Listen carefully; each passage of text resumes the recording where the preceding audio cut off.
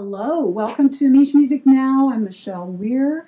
Today we're talking about staying in a mood bubble. And that is a vibe, a space, an atmosphere, a perspective, a space that you create as a jazz solo singer and you stay in it to retain the interest of your listeners. The goal, is to help people to feel something. Usually the best way to do that is for you to feel something. The only way for you to feel something is to open up and be vulnerable. Like really, let yourself be seen, let your emotional side be known. And if you can get in touch with that reality in performance, it's magic, that's what we're going for. And then we can create a mood from it.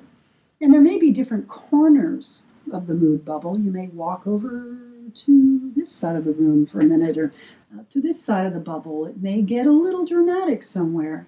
It may shift, but still you want to stay within that bubble ecosphere that engages the listener. And then there'll be less chance that people in the audience are going to be have that tendency to just glance at their phone subtly just for a moment, like, oh, I think I got a text. Let's see, let me just check this real quick. You don't want to lose people's attention like that. You want them to be with you all the time. So what I'd like to do is sing a little teensy bit for you and try to establish several different mood bubbles on one song. And then we'll talk about them and take a look at what went into it that helped me to create that. If I was successful at all, I can't promise the world to you, but I'm going to do my best. All right, so I'm going to use a standard song. It's an oldie. This is After You've Gone. And, the lyrics are sad, but still it can be played different ways. Absolutely. You've just got so much possibility with every song about how you can interpret that song and the emotion that you're going to bring to it. So, without further ado, let me say this too. There is a PDF download for you, sort of summarizing some of the points that I'm making in this. So you'll want to go to the YouTube channel to get the PDF download. If you're not there already, it's MichMusic Michele Weir on YouTube. So here's the first version of the song. And I'm going to do a ballad version of it, and this will be slow and sad, and that's it. The bubble I'm trying to create is I'm vulnerable, I'm not feeling so good, and I'm sad. Let's see how it goes. After you've gone and left me crying, after you've gone, there's no denying. You'll feel blue, you'll feel sad, you'll miss the dearest one that you've ever had. There'll come a time, now don't forget it, there'll come a time when you'll regret it.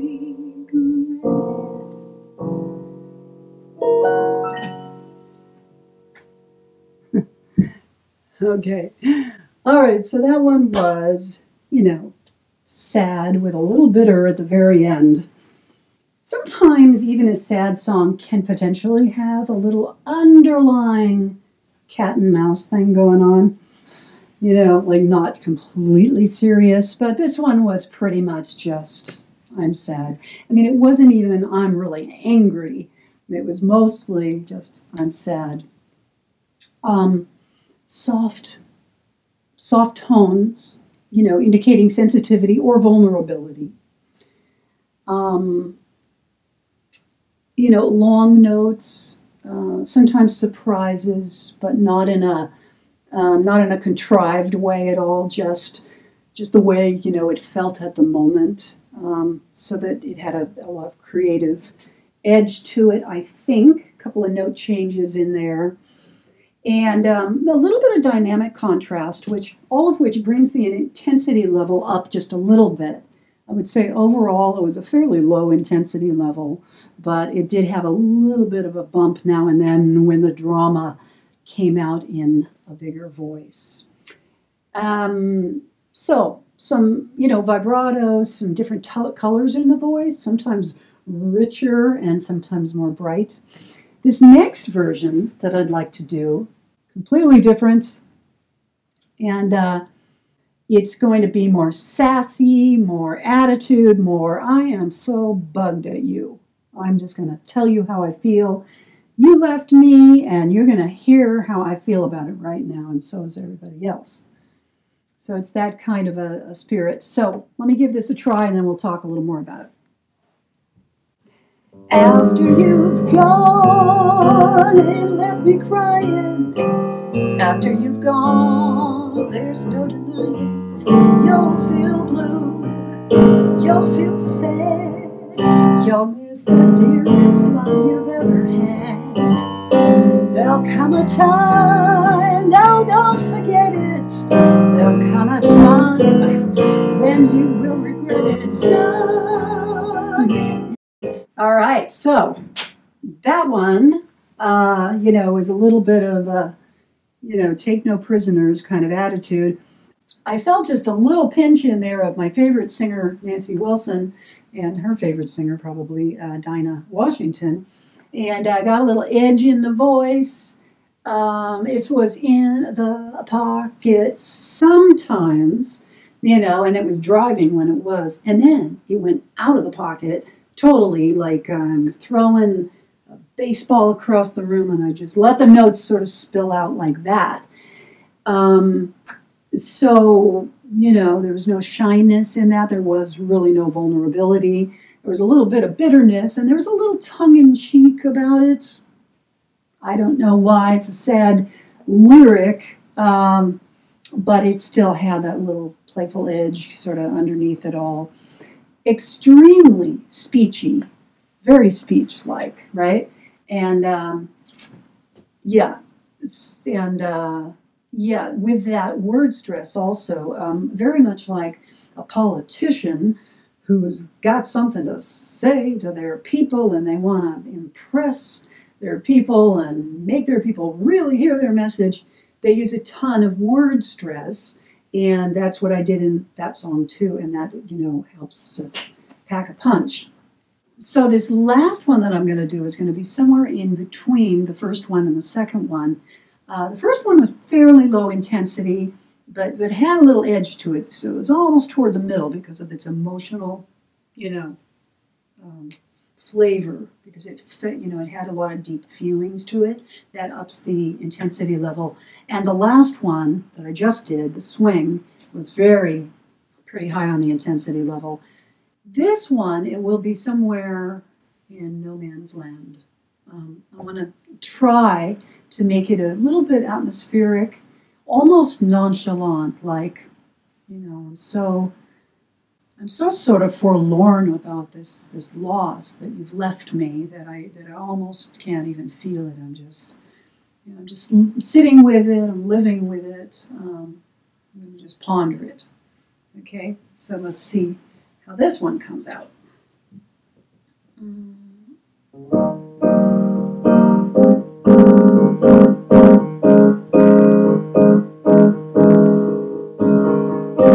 After you've gone and left me crying, after you've gone, there's no denying you'll feel sad, you'll miss the dearest love you've ever had. There'll come a time, don't forget it, there'll come a time when you regret it someday.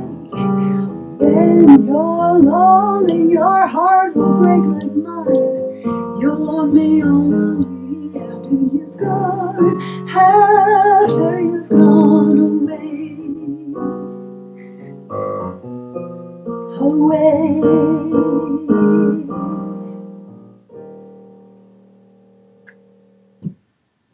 Yeah, it was kind of fun.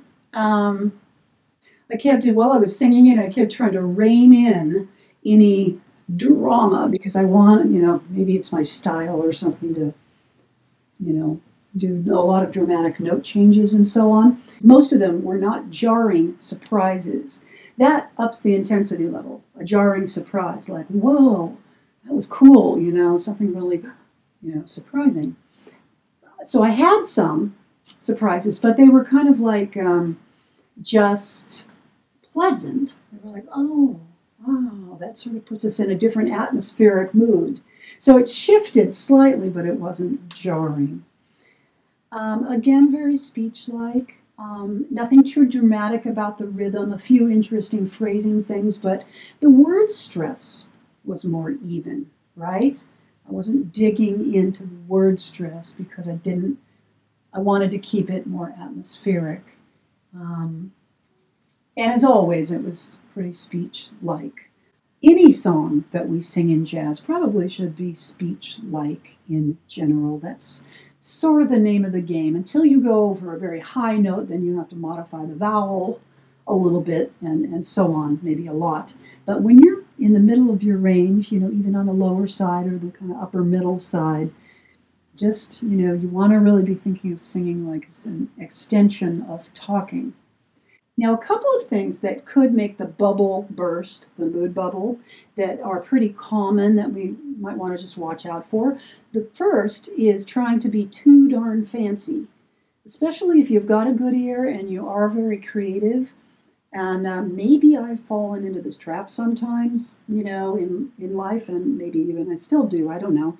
But too many fancy note changes can get very high on the, wow, that was a lot of fancy note changes place, instead of the, oh gosh, that really drew me in. I loved that. Now, if your note changes support creating your mood bubble and staying in it, okay, no problem, that's fine. Do it if it fits, but be cautious because sometimes we go for notes just for notes' sake, and you don't want to go to that place. Another thing that can happen along the same lines is, tossing in R&B licks in a context where they may not fit. Obviously, if anything has a blues or bluesy edge to it, perfectly fair game to toss in some R&B stuff. But if you start doing too much of it in a song that really isn't bluesy and you're not generally going for a bluesy approach to it, but then you throw in that lick that you know, and it falls in your voice really comfortably, try to not do that. Stay true to the style. That's another way to retain the mood bubble. And one more thing, which sounds so simple and so obvious, and it is, but it's something that needs to be said. Notice the sound that you're making. Every once in a while, I'll have a student who's, maybe very talented and very creative, but they open their mouth to sing and some tone comes out that doesn't seem to match the mood that they are apparently going for. It would be like talking like this to someone that you were having a really intimate conversation with about anything, and, you just never would do that, right? It would always go to this. So you want to have your tone of voice, of course, match the underlying emotion that you're interested in communicating, and that's going to help you stay in your mood bubble also. All right. I hope that was interesting and helpful for you today. Don't forget your PDF. You've got to go to the YouTube website to get it. That's where the link is. It's MichMusic Michele Weir, if you're not there already. And, sure would appreciate it if you would subscribe. Thank you for that so much. And I hope you enjoy that PDF. It sort of goes over, most of the stuff we talked about today. Wishing you the best, and I look forward to seeing you again soon. Bye-bye.